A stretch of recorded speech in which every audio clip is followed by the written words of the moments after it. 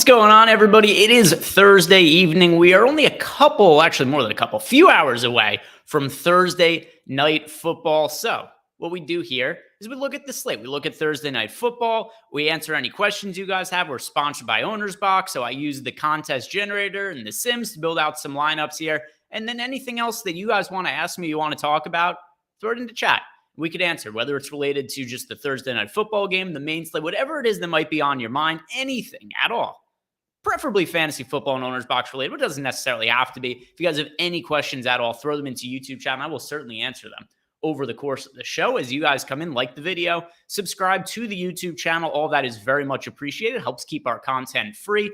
And also, if you want to sign up at OwnersBox, here's why you should do so. A couple of reasons. First off, when you sign up using the link we have below, you get 1 free week of the Stokastic NFL package. So everything that we have that I'm going to be showing you on screen during this show, like the contest generator, the Sims tool, all included in our NFL package. You get 1 week of that for free when you sign up over to OwnersBox using the link below.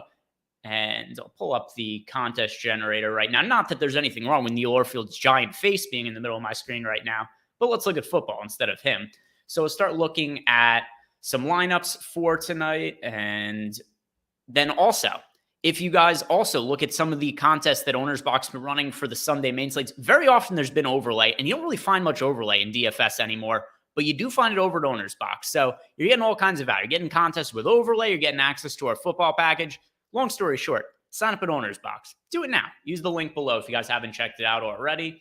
And in our contest simulator, you see we have DraftKings, we have FanDuel, we have OwnersBox in here. And let's build out lineups, starting with Thursday night football, and we'll see what ends up showing up. So we're going to build 10,000 lineups in the contest generator, and then from there, we'll simulate out the lineups, and we'll see what the results look like. We'll see who are the players we want to be rostering for tonight's game. And then, like I said, any questions you guys have along the way, we could answer those. If there are none, I'll move right from Thursday night football to the main slate, and we'll see what ends up popping up from that standpoint. So 10,000 lineups built already. And kind of curious, what are some of the most duped lineups that we have in here for OwnersBox? What's projected to have the most dupes? All right, well, this lineup by a mile has the most.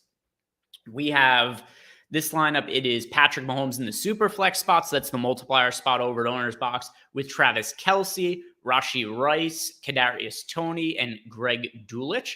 So that lineup right there is duped, a whole bunch of times.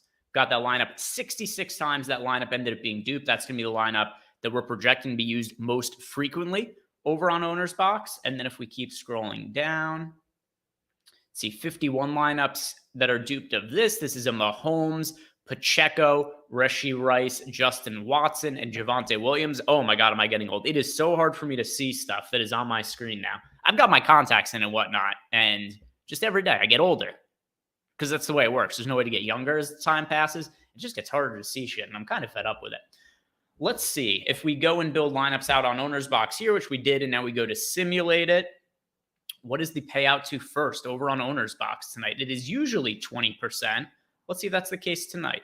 So go to the lobby over on OwnersBox, looking at it on the app on my phone right here, and yes, 20% payout to first. Let's set it to 20%, and now let's let it rip. Let's see what the Sims end up saying are the best overall lineups and individual players to get to for OwnersBox. And a lot of this is also going to correlate to other sites as well. If you guys are playing on DraftKings, playing on FanDuel, stands to reason a lot of the players that are going to be standing out here are also going to make sense for other sites as well. That was quick. All right, so let's favorite. What's the max entry for this tournament? It is 60 lineups. So let's go favorite custom amount 60. All right, so we're favoriting 60 lineups as if we're max entering the stiff arm over at OwnersBox right now. Our highest projected lineup in terms of sim ROI, not fantasy points, we could sort by both and see the differences between the two. In terms of sim ROI, our highest projected lineup is Pacheco, Kelce, McKinnon, Javonte Williams, and Sky Moore. So interesting, no quarterbacks in this lineup. Did not expect to see that.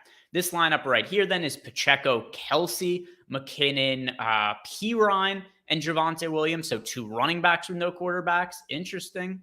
And here's one. Finally, Patrick Mahomes lineup with Russell Wilson, Javonte Williams, Sky Moore, and Greg Dulcich. So those are the lineups that are best projected by Sim ROI. There's a little bit of a gap here between some of these spots, right? So like the number 1 and number 2 lineup, there's a pretty big drop off between them to the third lineup, and then a lot of these lineups are grouped fairly tightly together. If we just sort by projected fantasy points, and this is where you guys will see how important it is to build your lineups based on factors beyond just a fantasy projection. Because if we're sorting by simulated ROI, these are not necessarily the highest projected lineups. If you sort just by fantasy projection and nothing else, so we're not taking stuff like dupes into account here, we're not taking ownership into account, nothing but projection, almost none of these highest projected lineups are actually the lineups that are expected to be the highest ROI lineup. So, point being, take things into account other than just your projection. How often are lineups going to be duped? How do the players correlate? Stuff along those lines are really going to make a massive difference in terms of how well your lineups are expected to perform in all DFS contests and Showdown as well. But how far down do we have to scroll? Yes, we had to scroll down to like our 25th lineup or so here until we found one of the best projected lineups that actually simmed out as one of the top 60 ROI lineups. Let's also go ahead and look at the dupes.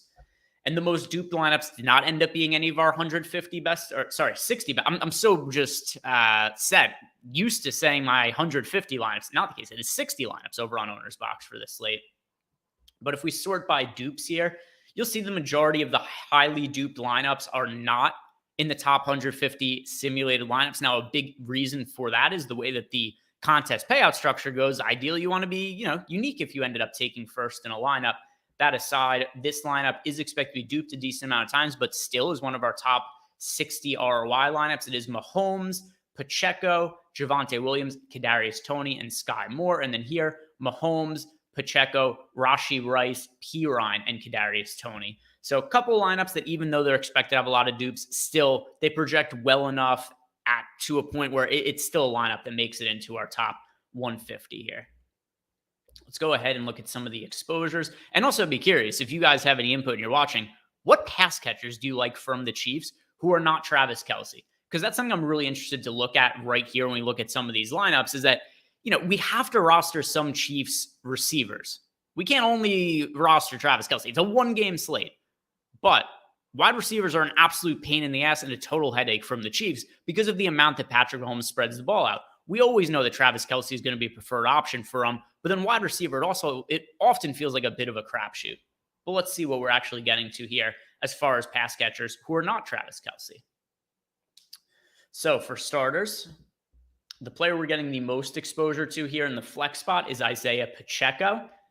As far as captain ownership goes, so called the SuperFlex spot over on OwnersBox, we're getting to Mahomes the most, followed by Pacheco, and then Kelce.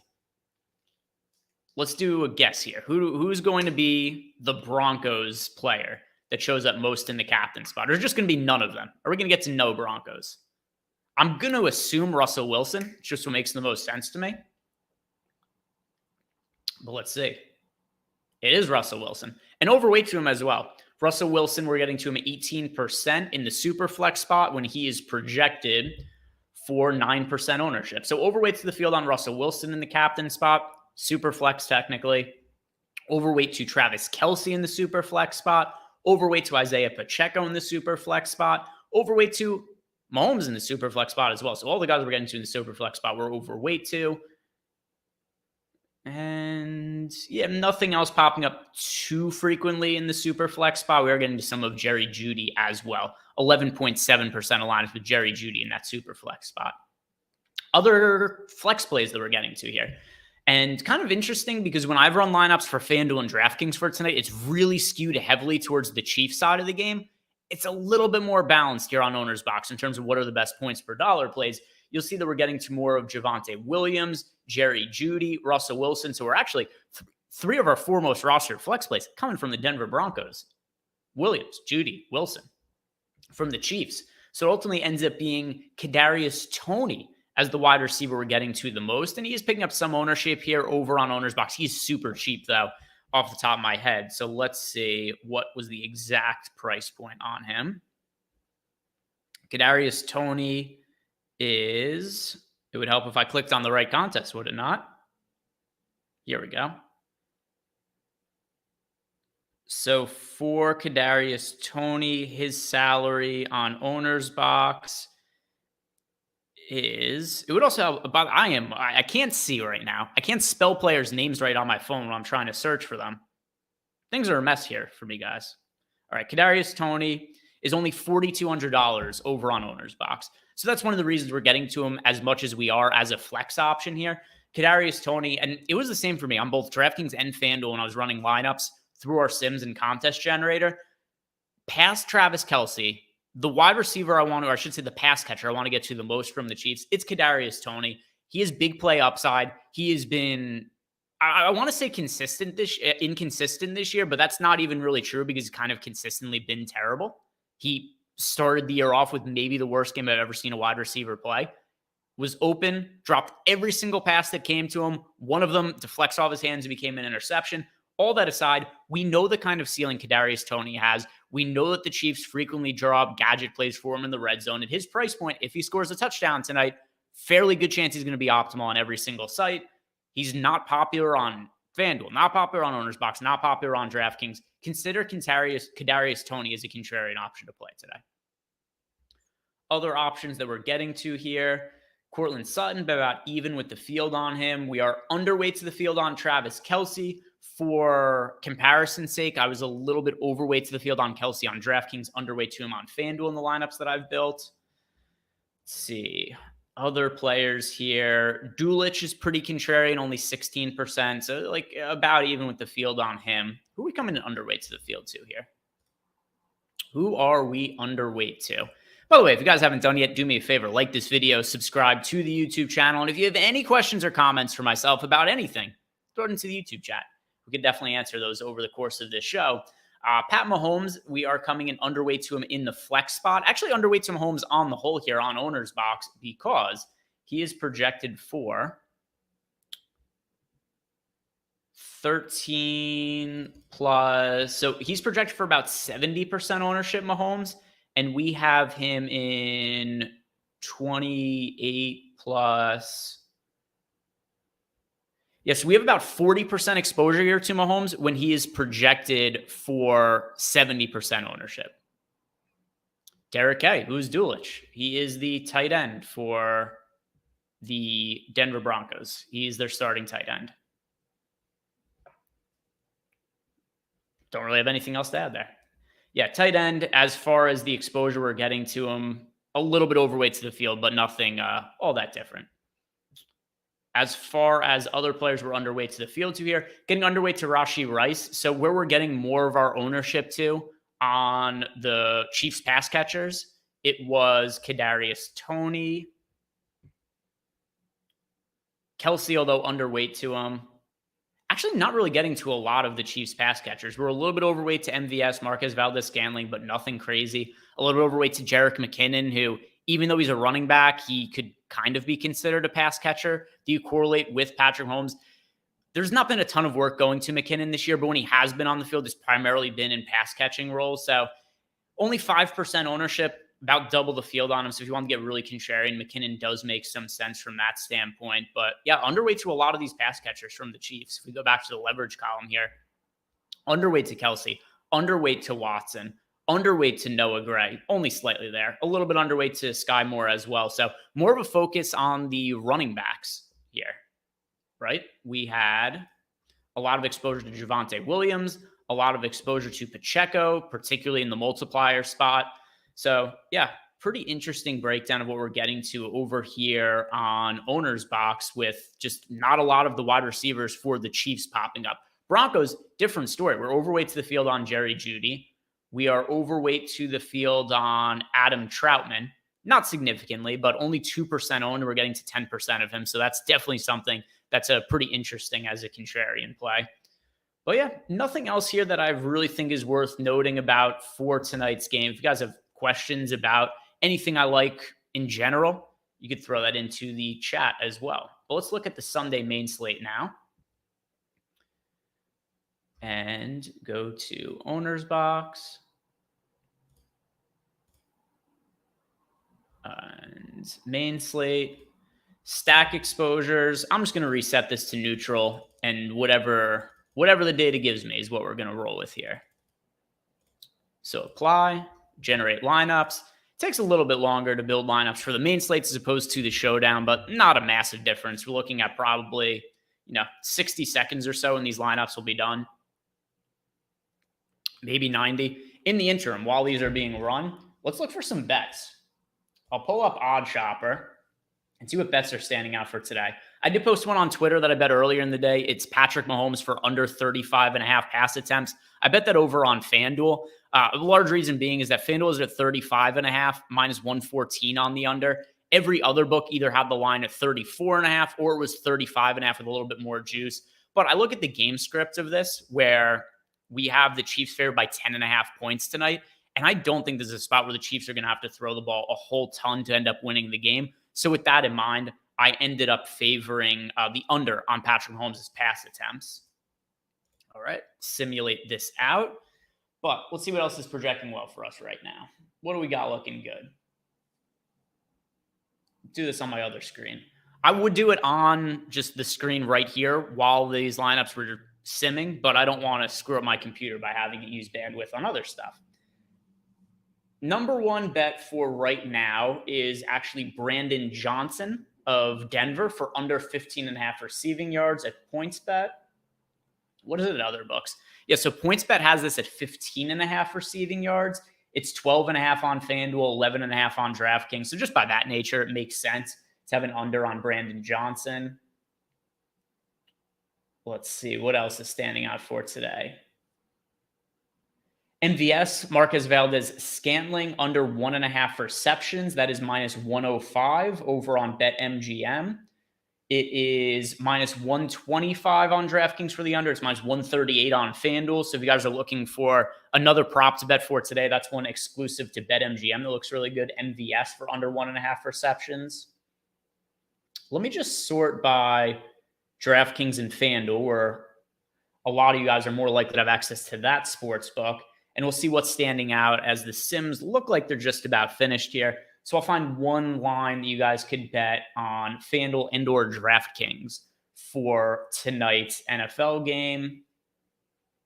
Jerry Jeudy under 53.5 receiving yards over on FanDuel. We have the fair line for under 53.5 set at minus 121, but it's minus 110 at FanDuel. So if you guys are looking for a FanDuel prop to bet, look at Jerry Jeudy for under 53.5 receiving yards.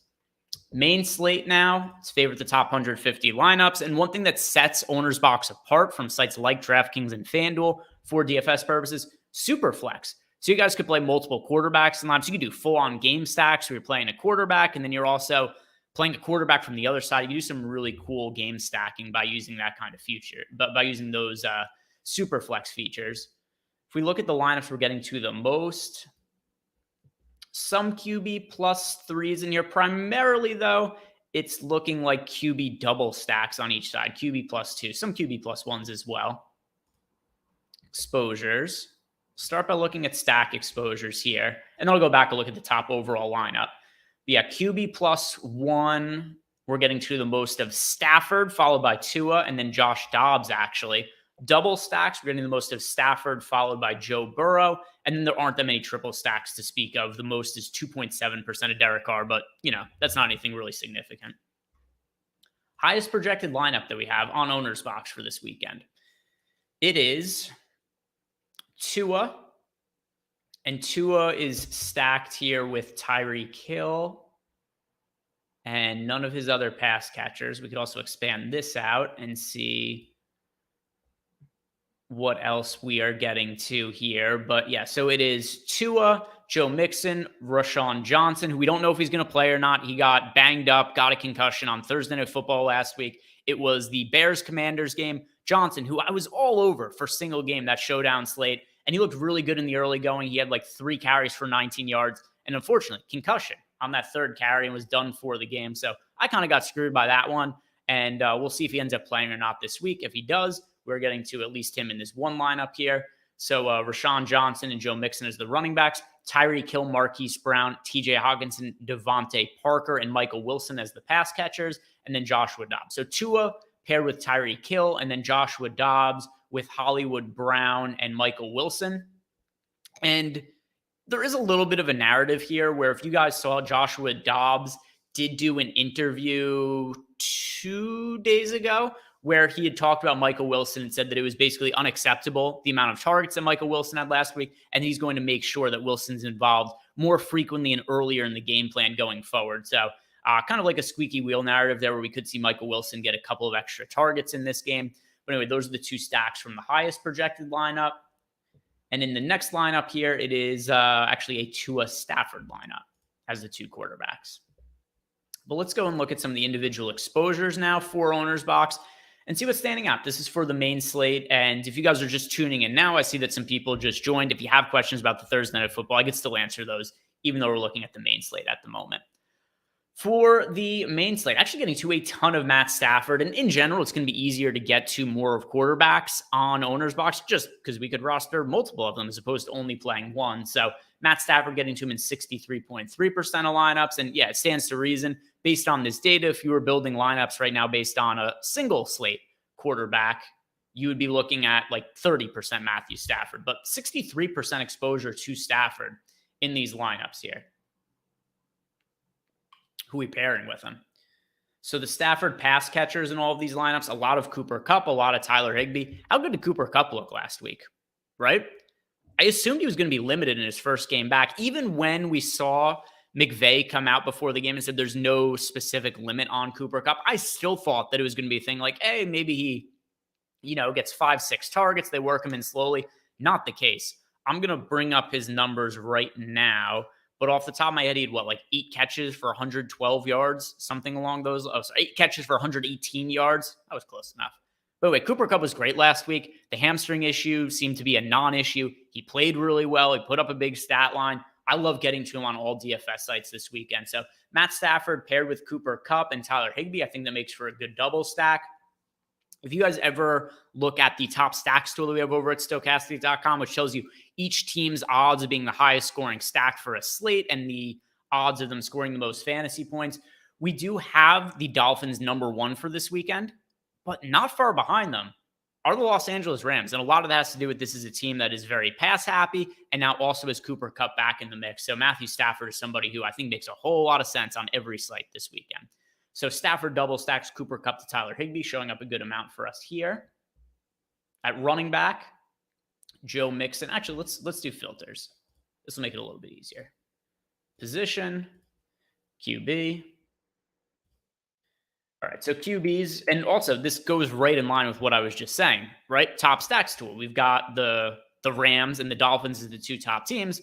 Well, look at our exposures here. Two most rostered quarterbacks, Tua and Matthew Stafford. Now, ultimately, I'm going to end up getting to more of Stafford than Tua this week in all likelihood just because of the price point. Stafford's so much cheaper than Tua that it's a little bit easier to get to him. And the same with his pass catchers, right? Cooper Kupp is cheaper than Tyreek Hill. And then the secondary pass catchers for the Chiefs outside of Puka Nacua, but like Tyler Higbee and guys along those lines are cheaper than what Jalen Waddle is. So Stafford followed by Tua. Get into a good amount of Joshua Dobbs here, followed by Joe Burrow, Trevor Lawrence, and then Baker Mayfield. And those are all of the quarterbacks that we're getting double-digit exposure to over on OwnersBox. Underweight to. We're coming in underweight to hardly any exposure to Justin Fields. That's a little scary. He looked damn good last week, but only 1% of my OwnersBox lineups here have Justin Fields in them. And then also coming in underweight to Baker Mayfield. I didn't even realize that when I said 12% of Baker Mayfield, I was like, oh, I guess that's a decent contrarian play, but not so fast. 20.6% owned over on OwnersBox. So those are the quarterbacks we're most underweight to here. Let's look at running back. So running backs that we're getting to on OwnersBox, sort by exposure, going back to Joe Mixon. Joe Mixon didn't kill us last week, because I was pretty high on Joe Mixon. Didn't kill me, but didn't really help me out a whole bunch either. He ended up with 15 fantasy points, kind of a meh performance. He's going to be popular again this week, but I think it's warranted. I like going back to Joe Mixon. Josh Jacobs, another running back who's expected to be popular, getting a good amount of exposure there. And then once again, Roschon Johnson getting to in 46.7% of lineup. So those are the only really tight running back pool for this weekend, right? Getting to 57% of Mixon, 53% of Jacobs in these lineups, 46.7% of Roshan Johnson. Then there's a big drop off to 15.3% of Kamara. By the way, we're underweight to. And then no other running backs double-digit exposure to. So that's interesting. One thing that is going to impact that as well is, like on DraftKings or FanDuel, there's the flex spot. We've got the SuperFlex spot over on OwnersBox, which does what? So we could play multiple quarterbacks, but in addition, that also is going to mean for stacking purposes, we're going to lean a little bit more towards rostering wide receivers as opposed to running backs. Let's look at those wide receivers. It would help if I spelled it right. I have to delete the RB first. All right. Wide receivers we're getting to. Devontae Parker, surprisingly, as our most rostered wide receiver. I very highly doubt that's going to be the case for me come Sunday. If it is, I would do the ROI boost in here. I would go to Devontae Parker, and I would downgrade him, so I got less of him. But for the purpose of just letting the data do its thing, let's look at what else we're getting to. A lot of Cooper Kupp, no surprise. Already mentioned him at the top. If we have a lot of Matthew Stafford, makes a lot of sense. We'll be getting to a lot of Cooper Kupp on the main slate. As far as other options here as well, Tyreek Hill, same deal. If we're overweight to the field on Tua, getting to a lot of them, might as well be pairing him with Tyreek Hill and Tua together. Josh Downs is a rookie wide receiver. He is somebody that we're getting exposure to, and Downs has been serviceable this year. He hasn't really had a breakout yet, but he's looked overall pretty good when he's been on the field. And if I look at some of his target numbers, another thing we have to consider as well, Anthony Richardson not expected to play, or actually, I shouldn't say not expected to play, is not going to be playing. He's on the injured list, which means Gardner Minshew at quarterback. With Gardner Minshew at quarterback, it's going to mean that the Colts have to throw the ball a little bit more, right? They're not going to be running the ball with Gardner Minshew in the way they run the ball with Anthony Richardson.